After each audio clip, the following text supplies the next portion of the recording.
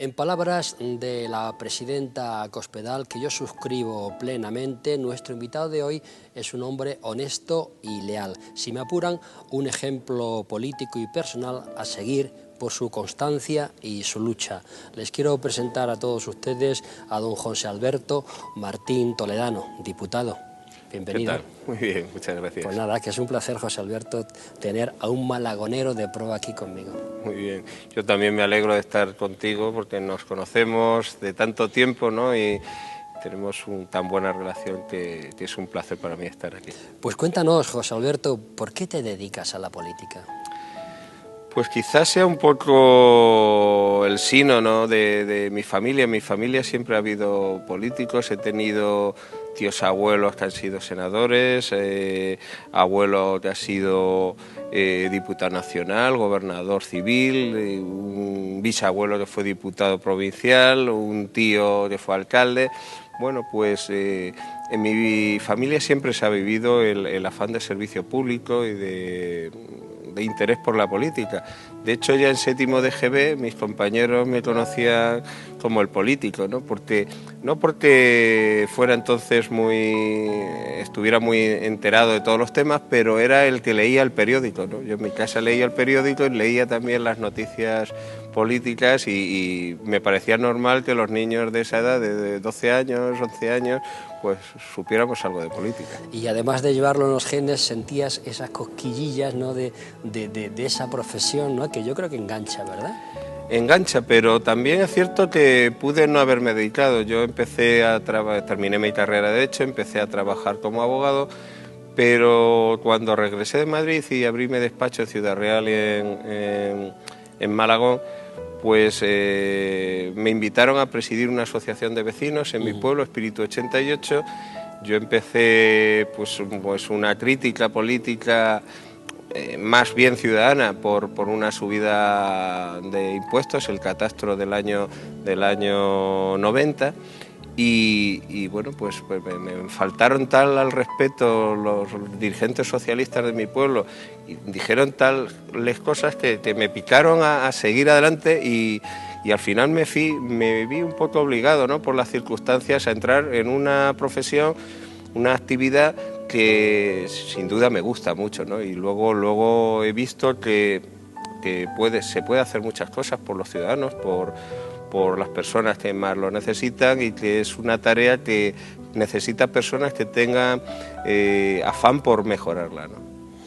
12 años como alcalde de Malagón, siendo todavía concejal del mismo ayuntamiento, eso hace que uno madure y que se forme políticamente con esa política cercana. Sin duda. Sin duda, yo respeto mucho a todas las personas que se dedican a la política, pero creo que haber pasado por un ayuntamiento y sobre todo por la máxima responsabilidad como alcalde, pues te hace ver las cosas de una manera distinta, de que la política está para servir a los ciudadanos desde las cosas más pequeñas a las cosas más grandes, y que el problema del ciudadano pues muchas veces es pues que hay un ruido en la calle, que no le llega el agua, que a lo mejor no llega a fin de mes para poder pagar la electricidad y tienes que buscar fórmulas de ayudarle. Y eso en un ayuntamiento se mama, se vive y se disfruta y se sufre, ¿no?, porque se es alcalde a las 24 horas del día. Sin duda que sí. Luego has estado 16 años como diputado provincial, has sido vicepresidente económico en la Diputación. Todo eso te ha hecho, supongo, conocer la realidad social de la provincia de Ciudad Real. Desde luego, y además de conocer los problemas de los ayuntamientos y de los ciudadanos, de valorar una institución que es muy denostada, como es la Diputación Provincial. Las diputaciones, si se dedican a lo que tienen que dedicarse, que es a prestar servicios a los ayuntamientos y ayudarles, son una institución fundamental. Hay que recordar que hay pueblos muy pequeñitos, de 200, 300 habitantes, 500 habitantes, 1000 habitantes, que es muy difícil que puedan tener un servicio. Pensemos, la ley obliga a los municipios a tener recogida y tratamiento de basuras.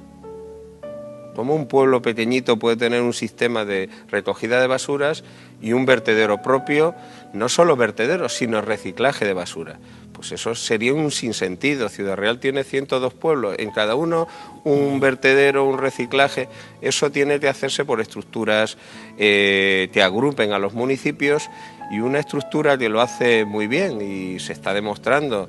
Yo fui presidente también del RSU en Ciudad Real cuando estaba en el gobierno de la Diputación, y se presta un servicio, gobierno el PP o gobierno el PSOE, un servicio esencial para los municipios. Y yo creo que si los municipios están en la recaudación provincial, están en el servicio de bomberos, están en el servicio de recogida y tratamiento de residuos, es porque les es beneficioso, ¿no? Y entonces pues se forma una estructura que presta mejores y más baratos los servicios.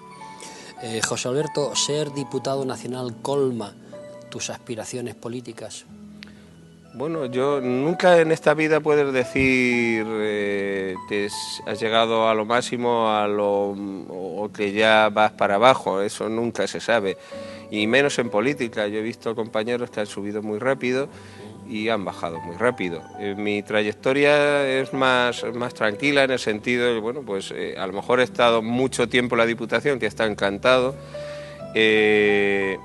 y otros han corrido más. Y yo creo que de diputado nacional lo que sí tengo claro es que he llegado a una etapa de madurez en mi vida política, en un muy buen momento de conocimientos y de experiencia, y que la intento aportar a mi grupo y a las soluciones que España necesita. Yo no, para ser diputado nuevo, no he llegado allí para pasar desapercibido. Yo he llegado, he exigido participar, me han dado la oportunidad de participar de forma intensa en los trabajos del grupo y en leyes importantes, pues como son presupuestos o la reforma local, y estoy dando todo lo que puedo, ¿no? Y luego el futuro se verá.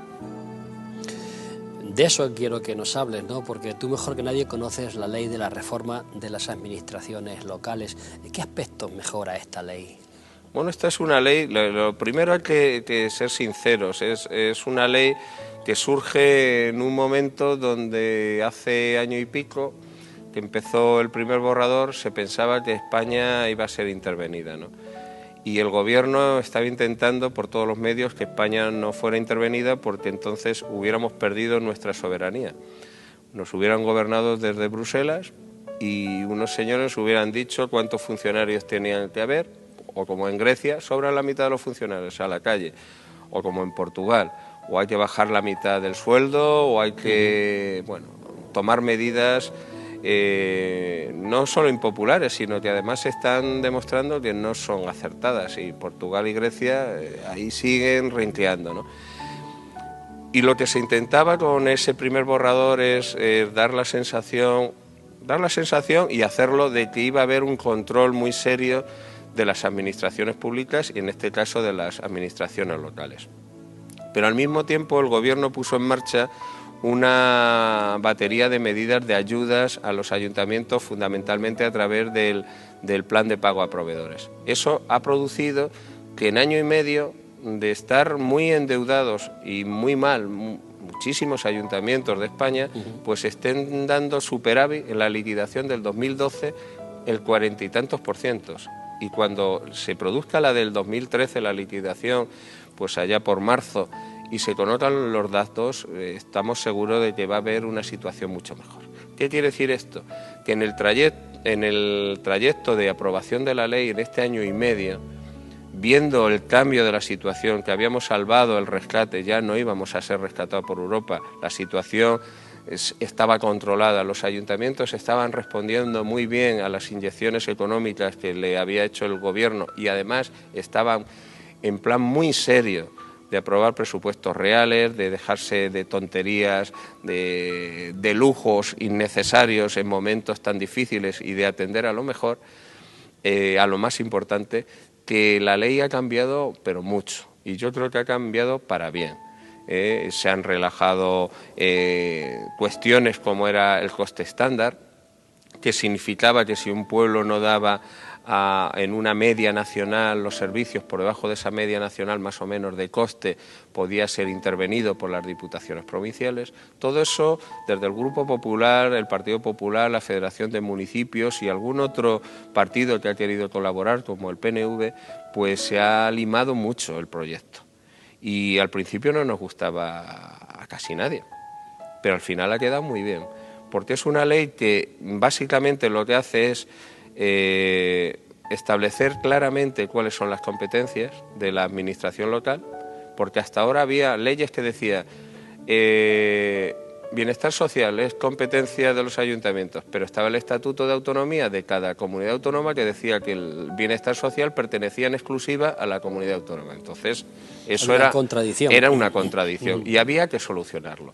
Y entonces, lo que estaba sucediendo en muchas comunidades es que se firmaban convenios las comunidades autónomas con los ayuntamientos para que estos prestaran un servicio que era de la comunidad autónoma, pero pagando al ayuntamiento el 40 o el 50% de un servicio que era de la comunidad. Con lo cual el dinero de los ciudadanos para gestión municipal se iban a tareas muy importantes, pero que no eran de su competencia. Pero es que además luego las comunidades, al tener problemas financieros, luego no pagaban a esos ayuntamientos. Bueno, pues la ley lo soluciona. La ley, aparte de decir de quién es la competencia, obliga a que los convenios con las comunidades sean a 5 años, no a 1 año. Que cada año dices, bueno, me van a financiar más o menos. Bueno, pues tiene que ser a 5 años. Tiene que garantizarse el 100% del coste del servicio y además, muy importante, Hacienda Nacional, el Ministerio de Hacienda es el garante de que la comunidad pague en plazo a los ayuntamientos. Es decir, que toda esta polémica, que no es de Castilla-La Mancha, que es de toda España, de que las comunidades no podían pagar porque no tenían dinero a los ayuntamientos, se va a terminar. Tú lo dices bien, porque tú has llegado a decir que esta ley garantizará la estabilidad económica de los ayuntamientos y evitará duplicidades en los servicios. Son palabras tuyas, que te ratificas en ellas. Desde luego porque es muy importante. Decir, si un ayuntamiento colabora con una comunidad autónoma, contrata personal, le paga mensualmente y luego, cuando llegan los pagos de la comunidad, no le pagan, pues crea un problema que es una bola, porque entonces el ayuntamiento no paga a los proveedores. Entonces el gobierno lo que ha querido hacer es leyes se han aprobado que implican a las administraciones a la vez. Por ejemplo, se ha aprobado la reforma de la administración local, la ley de morosidad, conocida así, o de deuda comercial de las administraciones públicas, que va a obligar a pagar en 30 días, y el de factura electrónica. ¿Qué significa eso? Que se va a saber todas las facturas aprobadas por todas las administraciones de España, van a estar en un registro y se van a conocer inmediatamente que son aprobadas a quién se debe. Y si en 30 días no se paga, pues habrá unas sanciones. Eso implica que los proveedores, los pequeños empresarios, no van a tener que cerrar una industria, un negocio o despedir a sus trabajadores porque la administración no le pague. Pero eso implica a su vez que las administraciones se tienen que pagar entre sí. Es decir, que la comunidad tendrá que pagar a sus proveedores, pero también a los ayuntamientos, y que los ayuntamientos tendrán que pagar a su vez a los proveedores. Pero por eso se aprueban a la vez las 3 leyes, porque si una pata quiebra, toda la estructura se rompe. Completo. Ojalá y sea así, y ojalá y la ley se cumple, pero sabes que hay mucha reticencia en la calle, en los proveedores, en las empresas, a creerse que la administración va a pagar en 30 días. Pues es que las leyes anteriores eran papel. Sí. Decía, hay que pagar en 30 o 40, bien, y tú cómo sabes que se debe. Ahora mismo, con la nueva ley, los funcionarios interventores están obligados a, una vez aprobada la factura, incluirla en el registro electrónico de facturas del Estado. Con lo cual el Ministerio tiene muchas medidas. Sí, ¿por qué? Porque el Ministerio le paga a la comunidad una participación en los tributos del Estado, lo que se llama el PIB, participación en los ingresos del Estado, y a los ayuntamientos. Y es tan sencillo como que usted no paga, yo le retengo. Es decir, la comunidad no paga a los ayuntamientos, Hacienda retiene a la comunidad y le paga al ayuntamiento. Que el ayuntamiento no paga a sus proveedores, Hacienda retiene a los ayuntamientos y paga a su vez a los proveedores. Es un sistema que creo que va a funcionar. José Alberto, ¿con qué consenso nace esta ley? Pues esta ley nace con un consenso político que está planteado en el grupo del gobierno, que es el Partido Popular, que tiene mayoría absoluta, en el Partido Nacionalista Vasco y en Unión del Pueblo Navarro. Luego ha habido grupos, pues como ha sido alguno minoritario, CiU, pero bueno, CiU prácticamente los catalanes lo que planteaban, el grupo catalán, es que no se aplica la ley en Cataluña, con lo cual era imposible, ¿no? Cuestión que no ha sucedido con el PNV, ¿no? Que ha planteado cosas más razonables. Con UPyD no ha podido llegarse al acuerdo, porque Unión Progreso y Democracia lo que propone es que se eliminen por ley todos los pueblos de menos de 10.000 habitantes.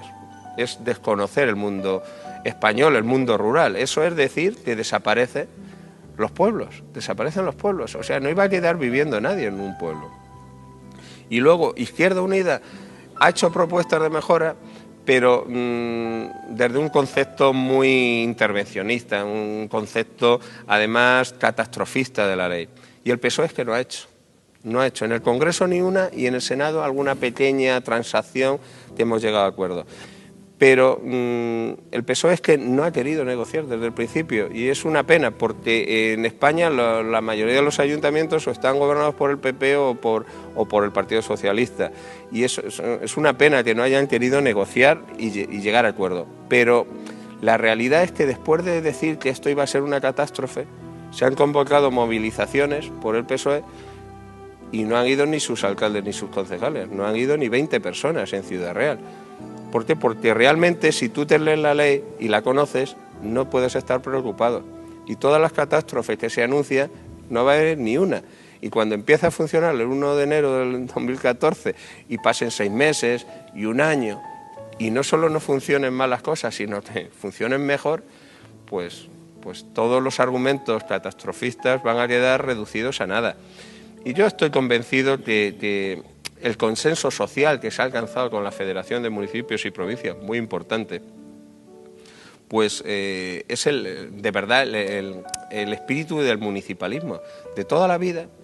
Yo recordaba en el debate en el Congreso que mi primera reunión de la Federación de Municipios y Provincias fue en el año 91 como alcalde de Malagón en La Coruña, y presidía la FEN Paco Vázquez, un socialista, pero una persona muy razonable y un gran alcalde de La Coruña. Y embajador en la Santa Sede. Embajador en la Santa Sede y un gran presidente de la Federación de Municipios y Provincias que supo unirla. Y las reivindicaciones eran lo que ahora se cumple. Los ayuntamientos no pueden hacer lo que es competencia de otros.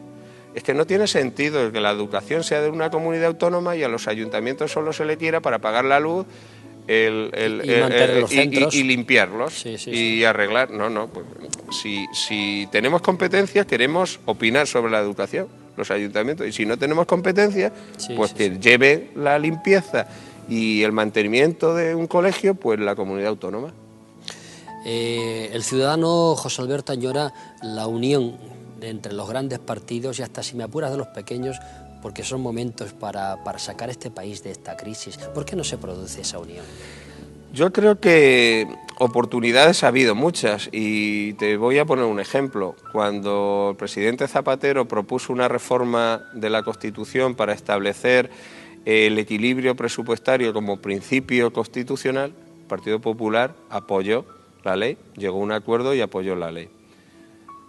Y la reforma constitucional decía que ese precepto había que desarrollarlo por ley orgánica.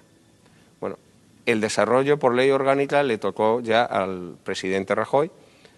Propuso una reforma que decía exactamente lo que dice el principio constitucional, y el PSOE votó en contra y dijo que era un disparate el equilibrio presupuestario. Bueno, pero si 6 meses, no, 2 meses antes se había cambiado la Constitución para establecerlo como principio obligatorio de todas las administraciones. Bueno, pues desde ese primer momento, que estamos hablando de inicios del 2012, todo ha sido muy parecido. ¿Vamos a llegar a un acuerdo en la reforma de la justicia? No es posible. ¿Vamos a llegar a un acuerdo en la reforma local? No es posible. Incluso algún compañero del PSOE, después de negociar un acuerdo y mandar un fax al Grupo Popular diciendo si se acepta esto, hay acuerdo, aceptárselo y llegar al debate, no intervenir él porque le daba vergüenza y votar en contra de lo que su propio compañero había negociado. Claro, esos son cuestiones muy complicadas y te hace pensar que había un criterio en el Partido Socialista de que esta crisis se iba a llevar rápidamente al gobierno del PP de forma inmediata, que no íbamos a superar el año 2012 sin una intervención de Europa y que eso iba a ser el final del Partido Popular. Y yo creo que jugaron a eso, no a ser patriotas, no a ver que en situaciones difíciles todos nos tenemos que unir. Y hay gente en el Partido Socialista que piensa lo que has expresado y lo que yo estoy expresando, que debemos colaborar en los grandes temas, en los temas de Estado. Y, por ejemplo, solo ha habido, y a última hora, un acuerdo, que es respecto a Cataluña, a que un referéndum de segregación, de autodeterminación, no es posible con la Constitución y que hay que impedirlo. Tranquilamente, simplemente aplicando la ley. En eso sí ha habido un acuerdo, pero muy a última hora y con voces críticas dentro del PSOE. La verdad es que el ejemplo que ha dado Angela Merkel en Alemania, que ha ganado las elecciones, pero ha creado un gobierno de concentración con la oposición, yo creo que es digno de copiarse en todos los países, pero en España sobre todo, ¿no? Yo estoy convencido de ello y da sana envidia. Muchas veces hablamos muy mal de los alemanes. Pero yo creo que muchas veces hablamos mal de los alemanes porque nos dan envidia. Cuando tienes envidia de un país que funciona muy bien, que funciona muy bien, pues y que tiene sus cosas, ¿no? Como todo en la vida, ¿no? Que te gustan más o te gustan menos, pero que son tan serios como que el Partido Socialdemócrata podía haber formado una coalición con la izquierda comunista y con los verdes y haber formado gobierno. Sí, señor. Pero al mismo tiempo entendieron que Merkel se quedó a 2 escaños de la mayoría absoluta. Y que le correspondía gobernar. Y que le correspondía, sí, y llegaron a un acuerdo. Sí, señor. Y eso es salud democrática, eso es pensar en un país y pensar en el país. Pensar en el país y pensar además que uno no está en el gobierno para destruir al otro partido y que jamás vuelva a gobernar, sino que está para gestionar los intereses del país y que otro partido de otra ideología es necesario. Claro. Es necesario. No, y que los ciudadanos eligen a los políticos para que solucionen problemas, no para que creen problemas, sino para que los solucionen, ¿no? Por eso quería preguntarte si Rajoy, en el ámbito nacional, y Cospedal, en la comunidad, son la solución a los graves problemas actuales. Hombre, yo creo que lo han demostrado. Lo han demostrado porque los buenos gobernantes, lo reflexionaba el otro día, los buenos gobernantes no dan la cara, o es más difícil que se les aprecie, en los momentos buenos, en los momentos de bonanza, cuando hay dinero a expuertas, cuando se gasta en cualquier cosa, cuando una autopista, no, 2, una vía de alta velocidad, no, 3. Eso es sencillo. Y a todo el que va a pedir una subvención se le da en un ayuntamiento y a todo el mundo. Había un presidente en esta región que cada vez que iba a un pueblo a inaugurar algo prometía más cosas y llevaba más cosas, era la norma. Eso no es ser un buen gobernante. Entre otras cosas porque muchas veces de esas cosas se dejaban sin pagar. Se hacían pero no se pagaban. Hombre, y claro, gobernar con dinero y encima dejando deudas, eso es la prueba de ser un mal gobernante. Un buen gobernante se demuestra en los momentos difíciles, y este país y esta comunidad han pasado unos momentos críticos. Y lo que se ha hecho en los 2 primeros años es salvar la administración, que es salvar la educación, salvar la sanidad, salvar los servicios sociales básicos y, por supuesto, priorizar. Y evidentemente, si no hay recursos para mantener todo al 100% de lo que había, pues hay que decidir dónde se gasta menos. Y eso no es fácil porque la presión social y la presión política pues es contraria. Nadie le gusta recibir menos, pero un ciudadano, un político serio y un ciudadano serio tiene que saber que, al igual que en una familia, cuando hay dificultades, pues si llegan las Navidades y en lugar de 5 regalos para el niño hay que tener 2, o uno, y en lugar de comer besugo hay que comer trucha, pues hay que hacerlo. Sí, señor. Hay que hacerlo. Sí, señor. José Alberto, ¿qué se siente cuando a uno le dan la encomienda al mérito civil en su pueblo y además por la presidenta Cospedal? Pues una gran alegría, mucho orgullo y agradecimiento, ¿no? Agradecimiento al proponente, que fue mi alcalde, Adrián Fernández, sí, sí, alcalde de Malagón, al Gobierno de España, que lo tramitó y muy sigilosamente, ni siquiera me lo dijo, el ministro de Exteriores, que es quien lo concede, lo propone al Gobierno y lo aprueba, y a la presidenta Cospedal por querer desplazarse a Malagón y entregarme la encomienda personalmente. Además, fue un acto muy bonito. Muy entrañable. Y donde, sinceramente, noté el cariño y el aprecio de muchísima gente, de mi partido y no de mi partido. Y lo tengo que agradecer a las personas que no son del Partido Popular, que no son de nada, o que son del PSOE, o que son de otros partidos, y que se han alegrado por esta distinción, ¿no? Fue muy entrañable ese momento en el que sube tu mujer y tus hijas. Es algo que no se puede olvidar.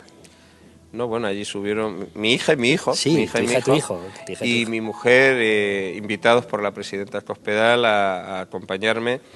Y bueno, y luego además fue un momento, creo que de unión. Hablábamos hace un momento de unión. Y allí estaba Nemesio de Lara, el presidente de la Diputación, con el que he compartido 16 años de disputas, pero también de amistad. Que se dicen pronto, ¿eh? Sí, sí. Él ha estado en la oposición y yo en el gobierno, y sucesivamente al revés. Y tenemos una idea mucho más parecida de lo que pueden pensar los ciudadanos cuando discutimos y cuando hablamos en privado sobre qué es lo que hay que hacer. Porque en la gestión de un ayuntamiento, de una diputación, si queremos hacer grandes políticas ideológicas, nos estamos equivocando. Sí. Nos estamos equivocando por los ciudadanos, lo que nos piden es gestión y principios. Y si se tienen principios sanos, independientemente de la ideología, se pueden dar servicios desde la responsabilidad. Por eso nos hace tanto daño cuando hay corrupción política, ¿no? Tanto moralmente a la política como a los ciudadanos, porque se pierde ese principio del servicio público, que si no lo tienes, dedícate a otra cosa. José Alberto, cuando uno ha pasado por las situaciones de enfermedad graves como la tuya, ¿se valora más la vida? Indudablemente. Yo ha habido momentos en los últimos 5 años que me marcaba como meta, pues, llegar vivo a la comunión de mi hija, por ejemplo, ¿no? Y luego la cosa cambia, ¿no? Vas viendo que la cosa va mejor, que se puede luchar, que se puede vencer, y sobre todo que si se tiene ilusión hay que trabajar día a día. Yo me he ido a trabajar con una sonda de orina en la pierna, totalmente.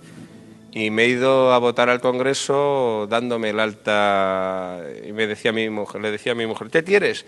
Digo, tráeme el traje, que me dan el alta y me voy esta tarde al Congreso, después de una operación bastante importante, ¿no? Al fin y al cabo son 5 años y medio de tratamiento de quimioterapia y 7 operaciones. Y el concepto que se tiene de la vida es muy distinto, pero te voy a decir una cosa. Yo soy más feliz. Te lo digo en serio. O sea, he llegado a apreciar la vida mucho más, a saber lo que es importante, y soy más feliz.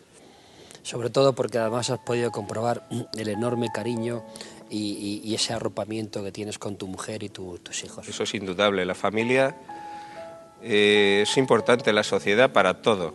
Lo estamos viendo con la crisis. cuántas situaciones de límite de muchas personas se están salvando por el apoyo familiar, que además se ve más en los pueblos, porque ese apoyo entre familias en los pueblos no es solo del padre, los abuelos, los tíos, todo el mundo, ¿no? Es el pueblo entero. Es el pueblo entero.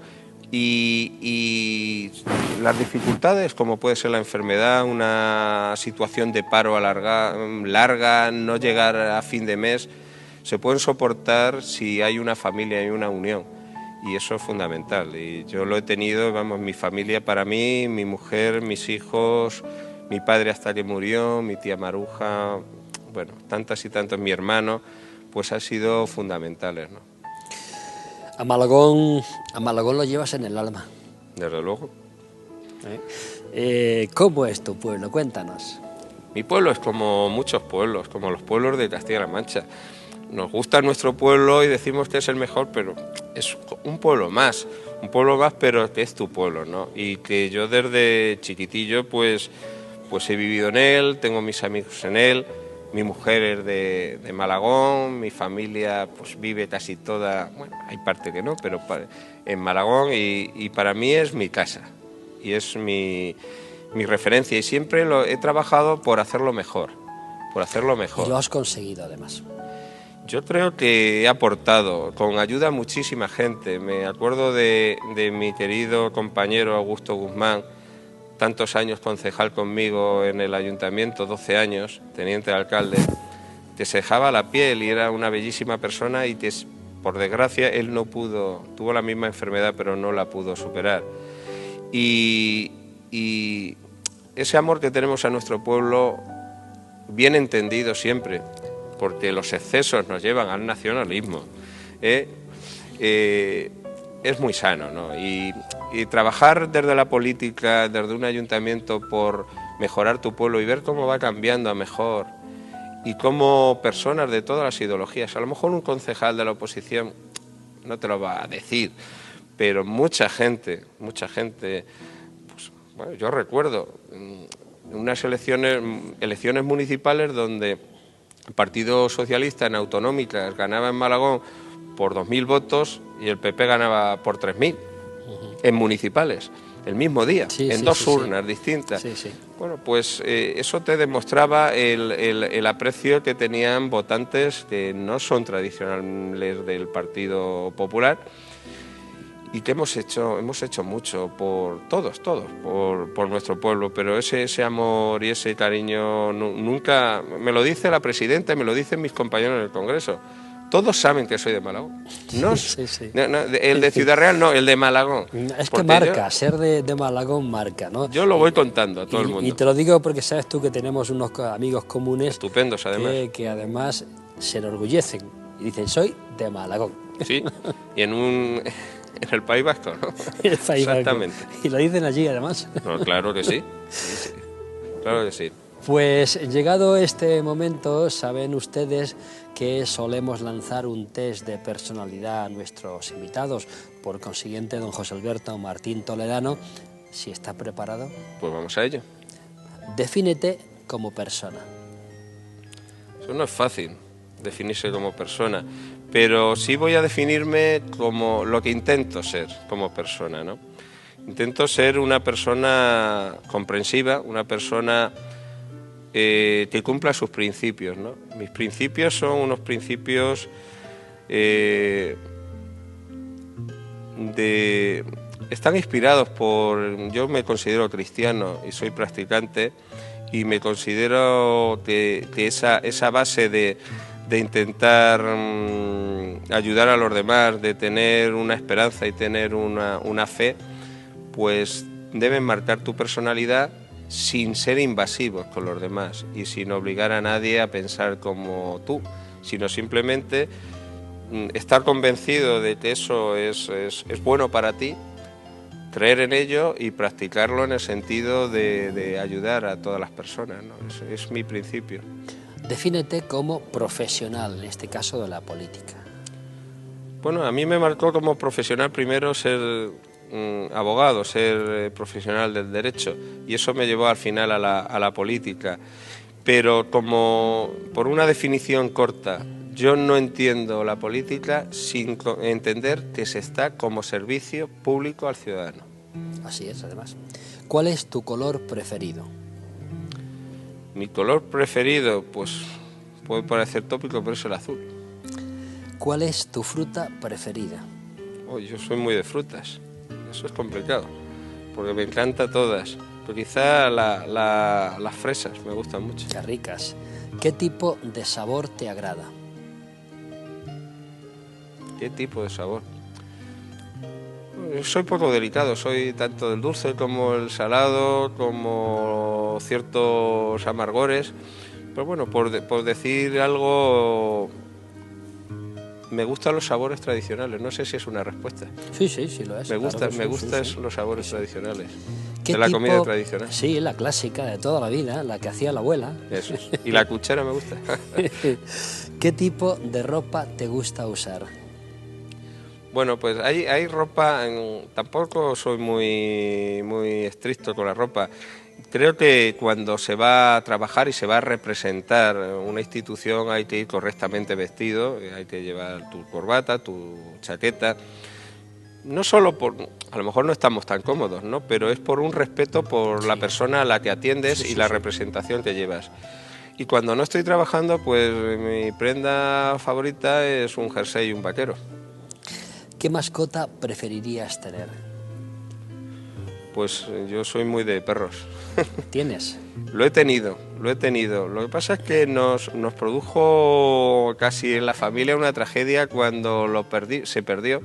Era una perra pastor alemán que le tenemos un cariño súper especial, los niños también. Y cuando se nos perdió nos creó ahí una especie de desasosiego que ya dijimos, es que luego los perros también sufren los niños y tal. Pero bueno, definirme por el perro, ¿no? ¿Tu mejor virtud? Yo creo que es difícil uno decir su mejor virtud, ¿no? Es mejor que la digan los demás de ti, porque puede ser un poco presuntuoso, pero bueno, vamos a dejarlo en la constancia, que es un poco neutro. ¿Tu peor defecto? Peor defecto. A mí es complicado decirlo. Pero a veces intentar llegar a hacer las cosas te puede producir impaciencia, ¿no? Un libro. Un libro. Bueno.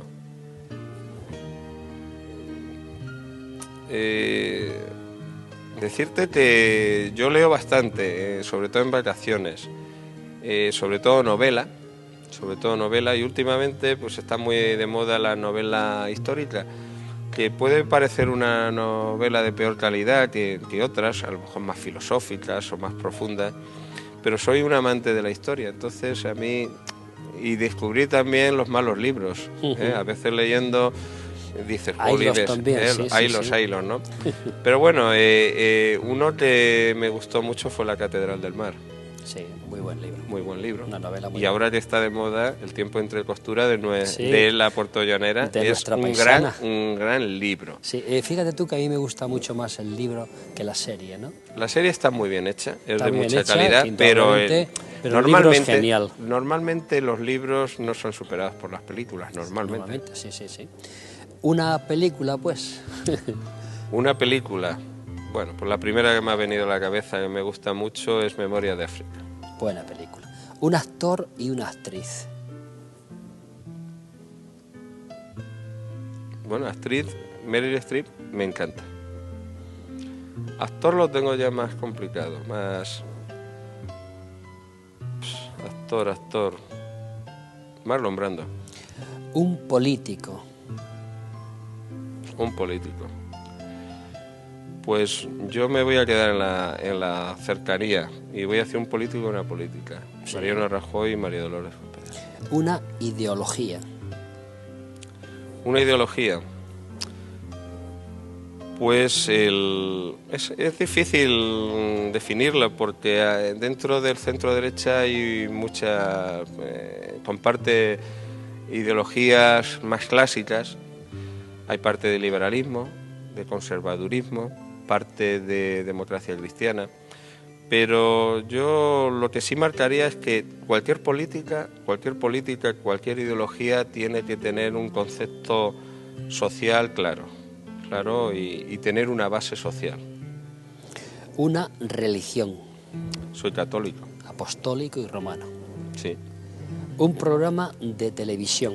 Un programa de televisión, aparte de los demás. Muchas gracias. Un programa, aunque no se emita ahora. Aunque no se emita. Bueno.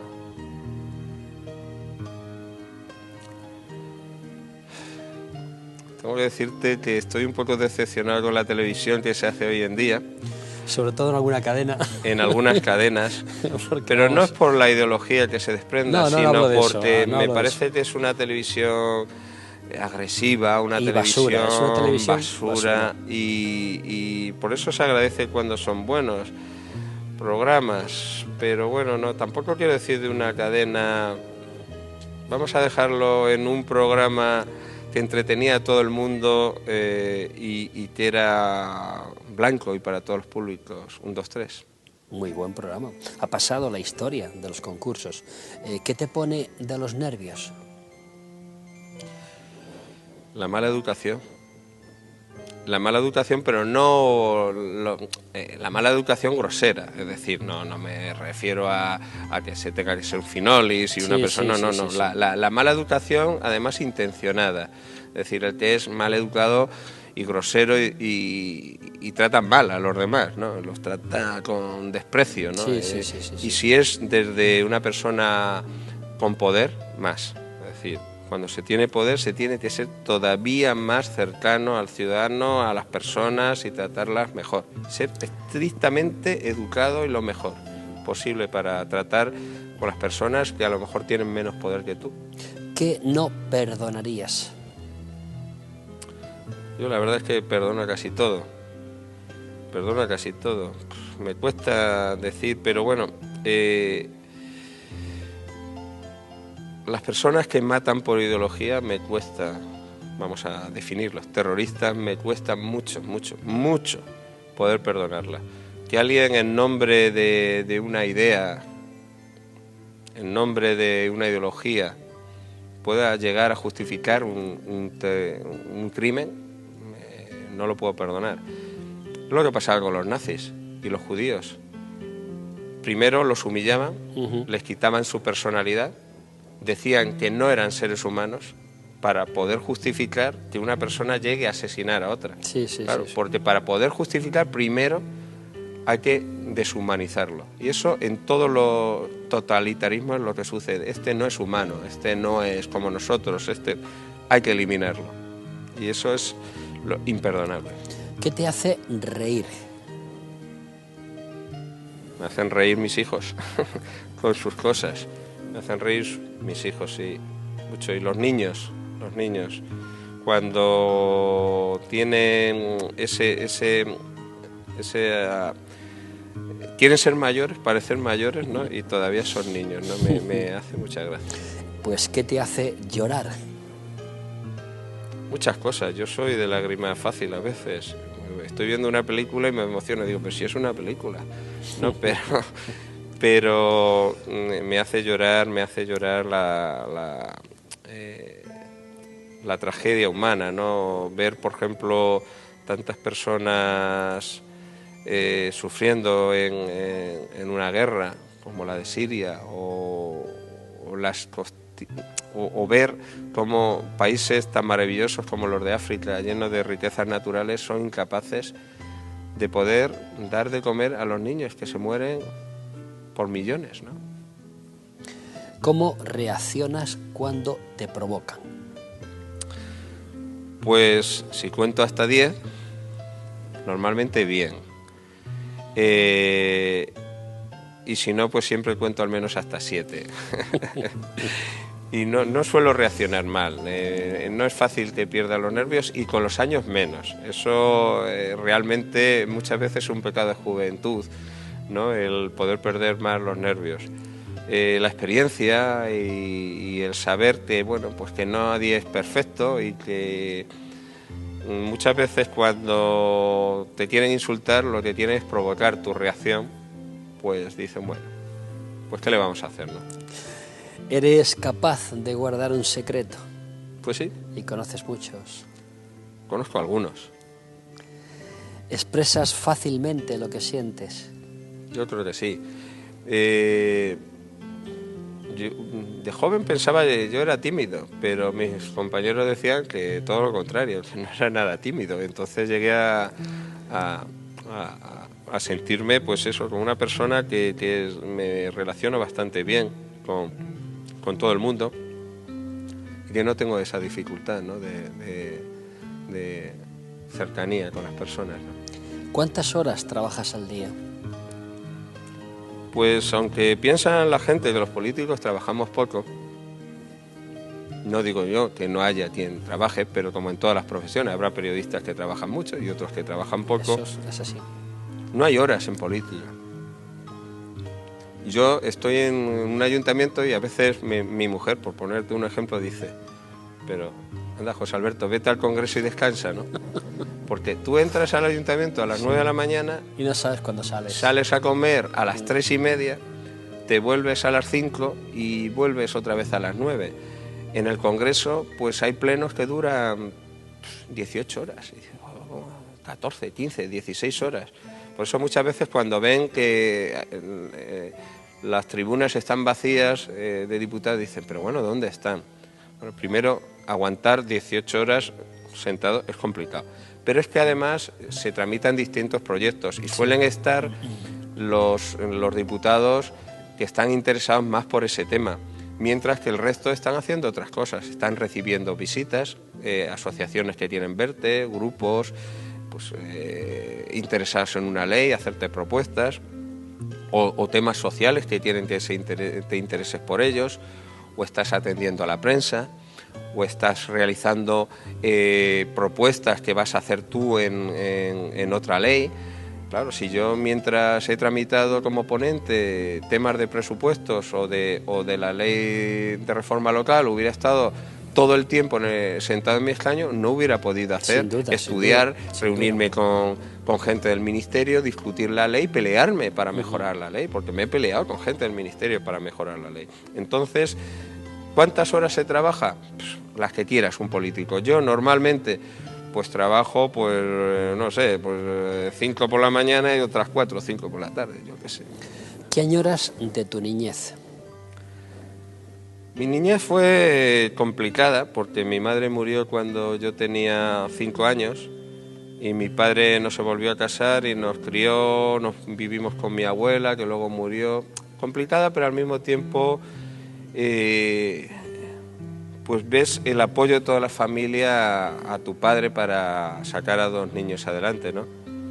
Pero quizá lo que más añoro es a mi padre. ¿A quién eres incapaz de decir no? A veces hay que saber decir no. Y creo que es una virtud saber decir no.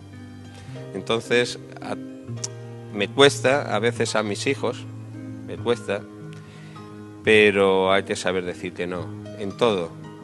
Y el político, ya en actividad, que no sabe decir que no, no puede hacer una buena gestión.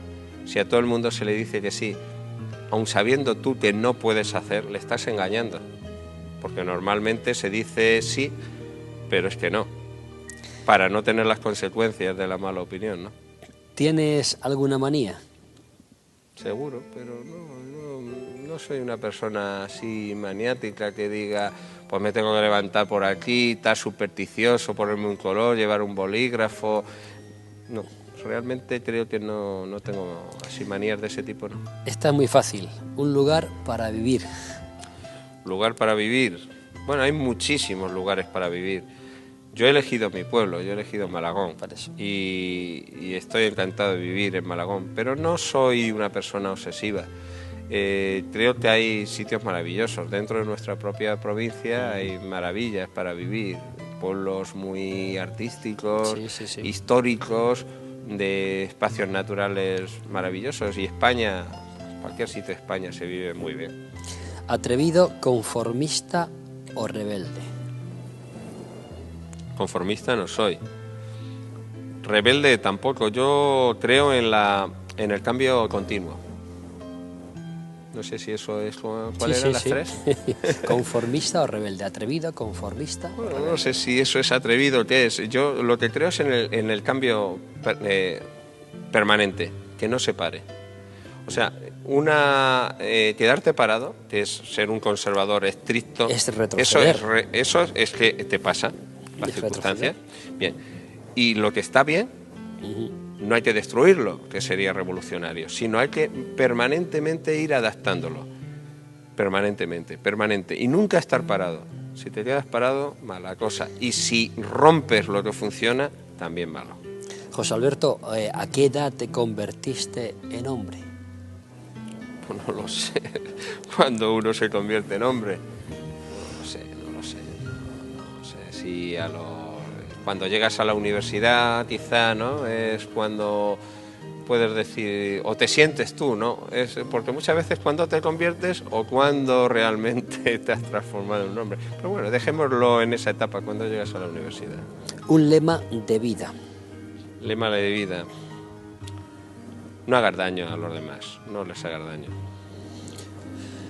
Muy bien, don José Alberto Martín Toledano, diputado nacional, ha sido un placer tenerte aquí con nosotros. Yo decía al principio unas palabras de la presidenta María Dolores Cospedal, que decía que este hombre es honesto y leal. Yo corroboro esas palabras porque es así, pero además es un hombre tan cercano, tan trabajador y tan luchador que merece la pena. Por consiguiente, muchísimas gracias por estar con nosotros. Bueno, las gracias las tengo que dar yo. Primero porque me he sentido muy a gusto en este programa y porque además creo que programas como estos son los que dignifican los medios de comunicación y la televisión. Si todos hiciéramos bien nuestro trabajo, lo mejor que sepamos, ¿no? Sin intentar ganar audiencias provocando escándalos y provocando malhumores entre los ciudadanos, pues todos, igual que hablábamos de que todos tenemos que trabajar por el bien común, todos, los medios de comunicación, este programa es un ejemplo. Pues muchísimas gracias. Gracias a ti. Tu casa.